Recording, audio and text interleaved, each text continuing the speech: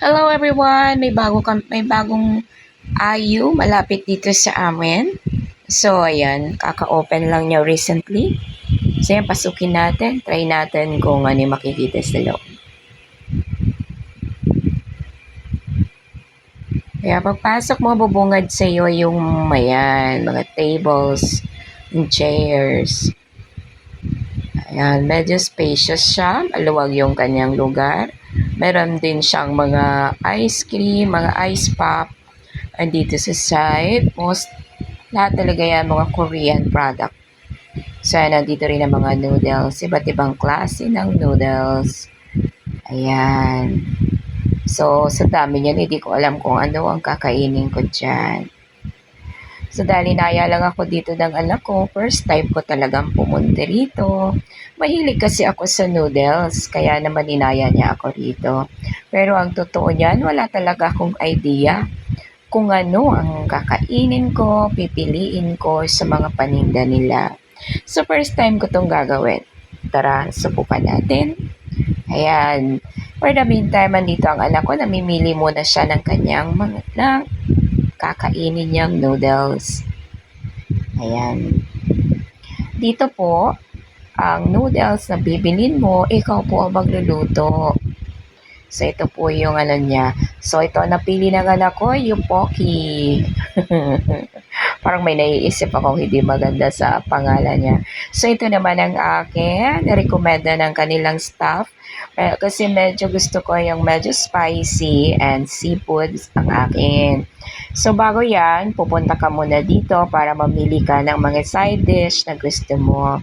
Bawat isa po dyan, 20 pesos ang bawat isang side dish.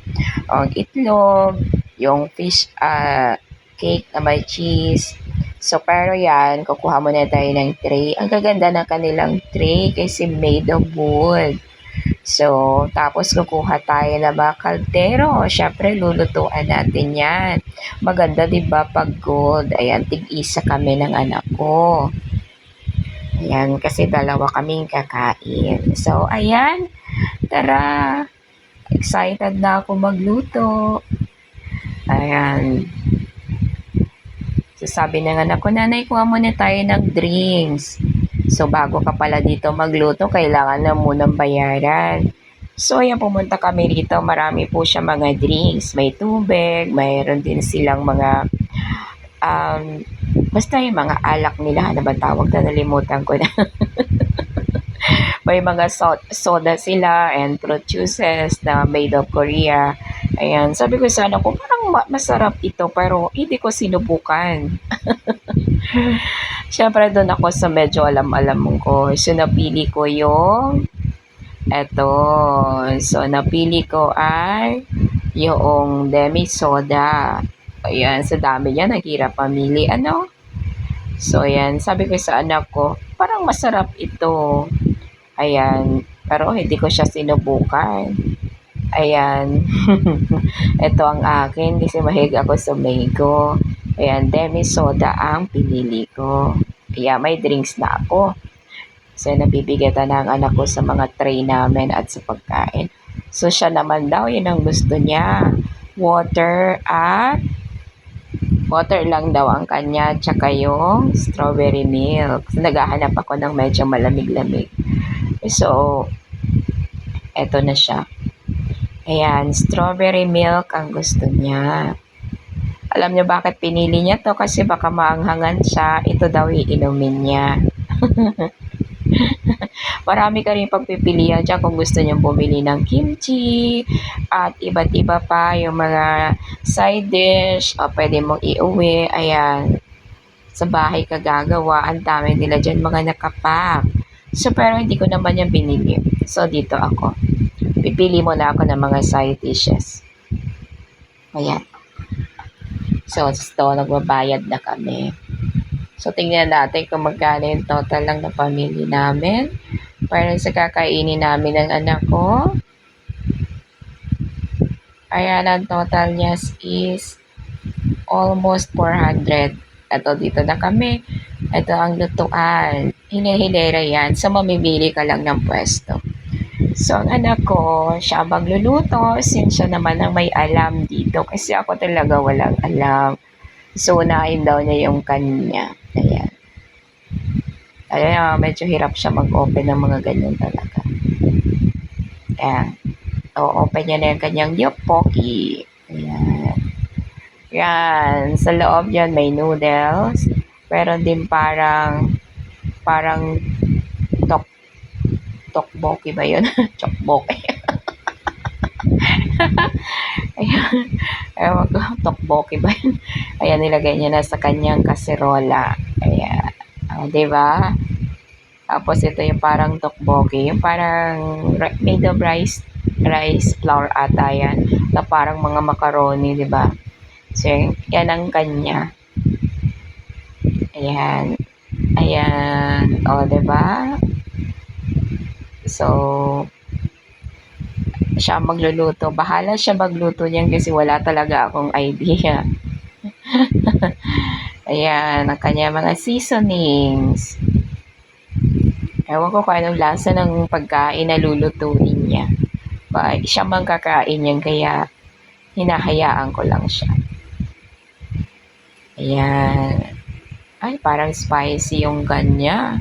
Kasi kulay orange. Tapos, nung nabalatan niya na yung mga nailagay niya na sa kaserola, sinalang niya na dyan, pinindot-pindot niya, pipindot-pindotin niya yan. Ako kasi wala akong alam kaya siya talaga nagluluto. So, pinindot mo yan, siset mo yung corn, tapos yung, ewan ko ano, kusang may natulong tubig. Ayan. Tumutulo yung tubig. Nakaano na siguro yan, nakaset na yan kung ilang gaano karaming tubig. O, diba? O. Tapos, pag maluluto na siya, antayin mo na lang siya, bigla naman siyang lalabas na end. So, yan, dry natin to.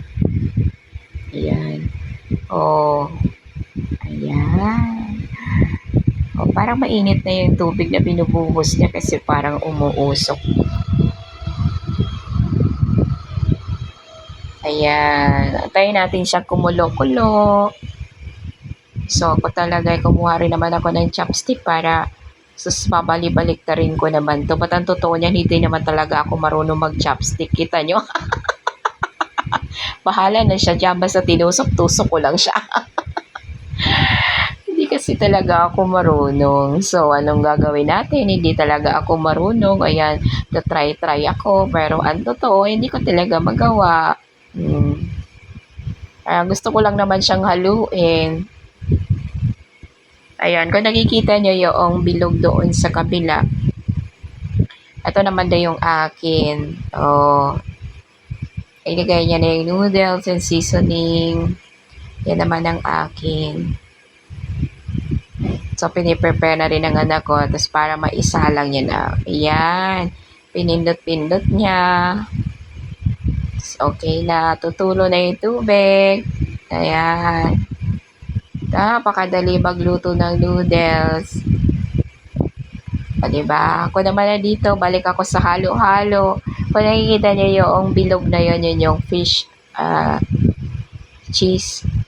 cake ba yun na may cheese yung gitna. Ayan, hindi ko, tinatry kong kunin pero hindi ko makuha. Ang hirap naman pag nagtatry ka talaga na hindi ka naman marunong. Wala talaga ako nakukuha wala talaga akong nakukuha. Sorry naman, hindi talaga ako marunong yan. Pinipilit ko, hindi ko talaga makuha. Ayan, kumukulo na siya. Halo naman ako, kunwari marunong. Ayan, ito naman ako sa kabila. Yung noodles ko naman to.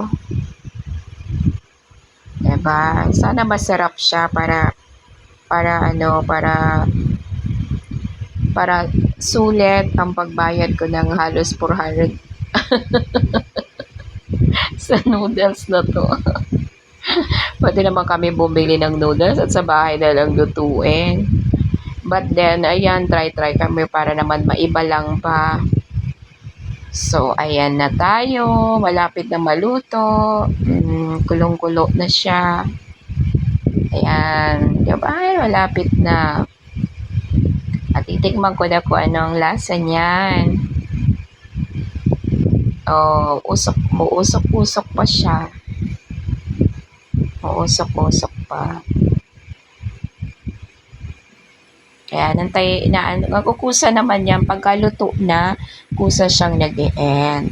Or, at least kahit pa paano, marunong-runong na ako rito kumuha ng noodles. Kanina hindi ko magawa. Kunwari, marunong. Try lang. O, diba? O, pero pumapalya pa rin.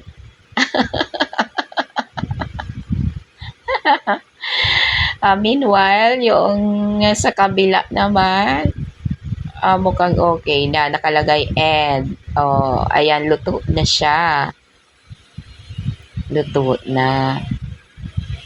Ayan. Luto na yung noodles ng anak ko. Pwede nang kuhain. Pero alam, maniwala kayo sa hindi. Yung lagayan niyan, hindi pala mainit ang handle. So, I love it. Hindi mainit yung hawakan. So, ayan. Inuha na ng anak ko. Nare-ready niya na, dadali niya na sa kanyang table. Itong aking cooking in the making pa. Oh. Ilagay ko na yung itlog ng ko. Yung sa akin kasi kinuha ko side dish itlog. Ang mahal kasi 20. So, ayoko mag-try ng hindi ko talaga alam kasi baka magsisi ako sa lasa.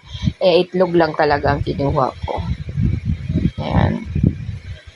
Bagay mahal ngayon ng itlog, kaya tama lang na 20 yan. Ayan, malapit na rin maluto itong sa akin. Nahalo-halo ko siya para uy, malapit na siya, 4 seconds na lang. Tingnan natin. Uy, luto na. Okay, lipat na natin sa tray. Kuhain ko na yung aking water. Punta na tayo sa aming table. Okay. Ayan. Gusto ng anak ko dito. Tapos nag-isip siya, doon na lang tayo sa kabila, sa lipat uli kami. Lipat uli kami. So, dito daw kami. Gusto niya nakatapat sa bintana, sa kalsada. So, ito na. Malalaman na natin kung anong lasa ng aming in-order. So, ang kukit din ang kanilang mga upuan. So, ito na yung lunch namin ng anak ko. Ito yung akin. Oh, ayan. Spicy na na yung masyado ko na. Diba? Kain tayo.